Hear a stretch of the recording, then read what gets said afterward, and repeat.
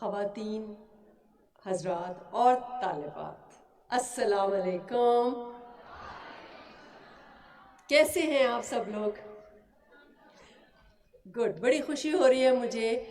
آپ لوگ میرے ڈرامے تو دیکھتے رہے ہوں گے، ٹی وی پہ آپ نے مجھے دیکھا ہوگا، مگر آج مجھے بڑی خوشی ہے کہ مجھے آپ لوگوں سے بات کرنے کا موقع دیا گیا۔ میں بہت شکر گزار ہوں اپنے میزبانوں کی کہ انہوں نے مجھے یہ موقع فراہم کیا کہ میں آج آپ لوگوں کے ساتھ، آپ لوگوں کے پاس ہوں، آپ لوگوں سے بات کر سکتی ہوں۔ چند باتیں آپ سے کہنا چاہوں گی۔ ان میں سے کچھ باتیں یہ ہیں کہ عورت جو ہے اس کا معاشرے میں بہت اہم مقام ہے، اور خواتین کا احترام جو ہے وہ مہذب معاشرے کی پہچان ہوتا ہے۔ سب سے ضروری مطلب محبت پیار کے علاوہ جو ایک عزت ہوتی ہے عورت کی، میں سمجھتی ہوں کہ وہ بہت زیادہ امپورٹنٹ ہے۔ اور یہاں پر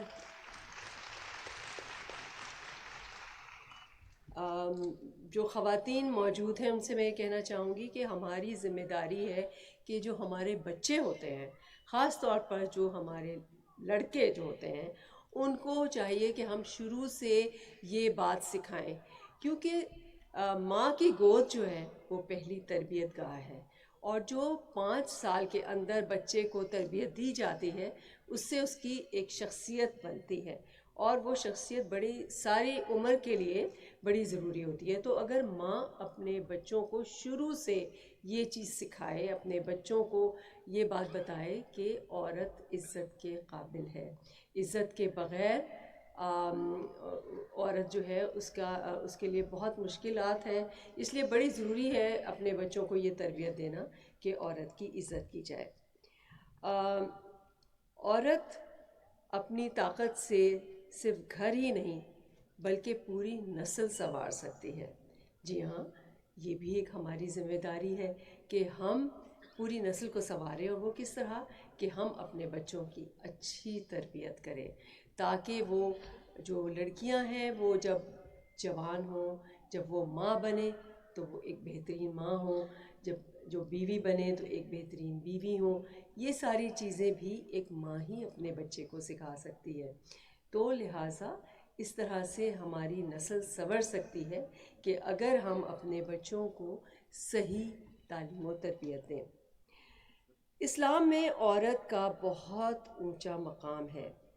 جب بیٹی ہوتی ہے تو باپ کے لیے جنت کا دروازہ کھلواتی ہے، جب بیوی بنتی ہے تو اپنے شوہر کا آدھا دین مکمل کرواتی ہے، اور جب ماں کے درجے پر بیٹھتی ہے تو جنت اس کے قدموں تلے رکھی جاتی ہے۔ خواتین ہماری آبادی کا نصف سے زیادہ حصہ ہے، تو آپ سوچیں کہ اگر نصف سے زیادہ حصہ کسی ملک کا اس کے لیے اس کی ترقی میں ساتھ ساتھ کام نہیں کرے گا تو ملک ترقی کیسے کرے گا؟ اس لیے بڑا ضروری ہے کہ خواتین کو مواقع فراہم کیے جائیں، اور اب تو بہت سی خواتین ہر شعبے میں کام کر رہی ہیں، لہٰذا آپ بہت سی خواتین جو باہر نکل نہیں سکتی وہ گھر میں بیٹھ کے بھی کام کر سکتی ہیں، اور جو مائیں ہیں ان کو چاہیے کہ اپنی بچیوں کو بھی تعلیم کے برابر مواقع فراہم کریں، تاکہ وہ بھی اس معاشرے کا ایک بہتر حصہ بن سکیں۔ جب وہ تعلیم حاصل کریں گی اور اس کے بعد جب وہ کام کریں گی، وہ ماں بنیں گی، تو وہ ایک بہتر شہری کے طور پر سامنے آئیں گی اور ملک کی ترقی میں اپنا کردار نبھا سکیں گی۔